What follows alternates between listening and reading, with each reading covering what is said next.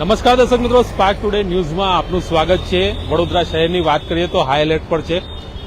હવામાન ખાતાની જે આગાહી છે અને તેના જ કારણે જિલ્લા કલેક્ટર દ્વારા જે સ્કૂલ કોલેજોને રજાઓ આપી દેવામાં આવી છે, તો વડોદરા મહાનગરપાલિકાનું તંત્ર પણ ખૂબ જ એક્ટિવ જોવા મળી રહ્યું છે। વાત કરવામાં આવે તો મ્યુનિસિપલ કમિશનર દ્વારા તમામ સ્થળોની વિઝિટ કરવામાં આવી રહી છે। જ્યાં જ્યાં પાણી ભરાયા છે તે પાણી કઈ રીતે જલ્દી ઓસરે તે માટે વડોદરાનું તંત્ર કામ પર લાગ્યું છે। ત્યારે વડોદરાના તમામ અધિકારીઓ પણ એક્ટિવ મોડમાં જોવા મળી રહ્યા છે। અત્યારે ખાસ કરીને વાત કરવામાં આવે તો વરસાદ નથી વરસી રહ્યો, એક સારી બાબત છે, પરંતુ સાંજ થતાની પછી વરસાદ વરસવાની સંભાવના જતાવવામાં આવી રહી છે। ત્યારે વડોદરા મહાનગરપાલિકા અલગ અલગ રિસ્પોન્સ લઈને જે ટીમો બનાવીને કામ કરી રહી છે, સાથે સાથે કેટલાક નંબર પણ જાહેર કરવામાં આવ્યા છે। એ નંબર પર નાગરિકો કોઈપણ પરિસ્થિતિમાં હેલ્પ માંગી શકે છે। ત્યારે વડોદરા શહેરની વાત કરવામાં આવે તો સવારે જે વરસાદ વરસ્યો હતો અને ખૂબ જ હેવી રેન થયું હતું અને ત્યારબાદ વરસાદના જે પાણી ભરાયા છે તાત્કાલિક ધોરણે કઈ રીતે નીકળે તે માટે વડોદરા મહાનગરપાલિકાનું તંત્ર કામે લાગ્યું છે।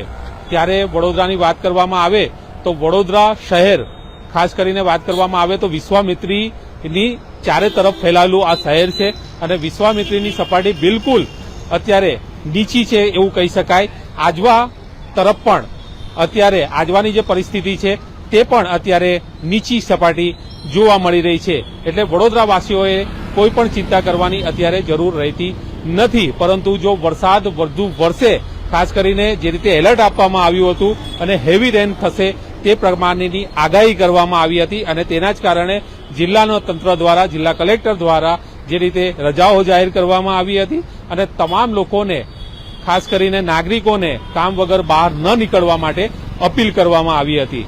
પરંતુ વરસાદ અત્યારે નથી વરસી રહ્યો, પરંતુ વડોદરા મહાનગરપાલિકા કોઈ કચાશ બાકી રાખવા માંગતું નથી। હેવી રેન એલર્ટ આ પ્રકારના ડિસ્પ્લે અત્યારે દર્શાવવામાં આવી રહ્યા છે વડોદરા શહેરમાં અલગ અલગ જગ્યા પર। ખાસ કરીને વાત કરવામાં આવે જ્યાં એલઈડી સ્ક્રીન લગાવવામાં આવ્યા છે ત્યાં એલઈડી સ્ક્રીન પર ખાસ કરીને આ પ્રકારના એલર્ટ જોવા મળી રહ્યા છે।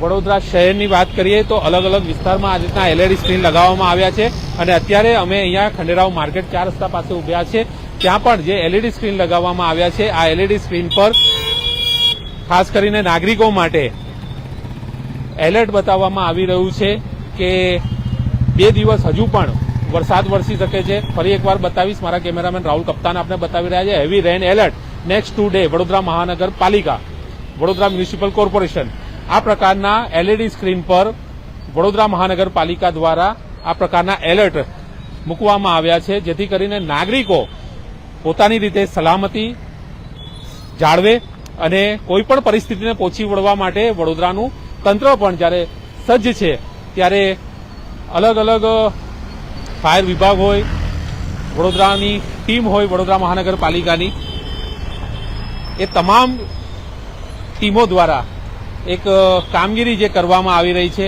પાણી કઈ રીતે જલ્દી ઓસરે આ પ્રકારની આયોજન વડોદરા મહાનગરપાલિકા દ્વારા જે રીતે કરવામાં આવ્યું છે અને અત્યારે સ્ક્રીન પર પણ ખાસ કરીને એલઈડી સ્ક્રીન જે લગાવવામાં આવ્યા છે આ એલઈડી સ્ક્રીન પર પણ એલર્ટ મૂકવામાં આવ્યા છે, જેથી કરીને નાગરિકો પોતાની સલામતી જાળવી શકે। કેમેરામેન રાહુલ કપ્તાન સાથે Paresh Makwana, spark today news, Vadodara.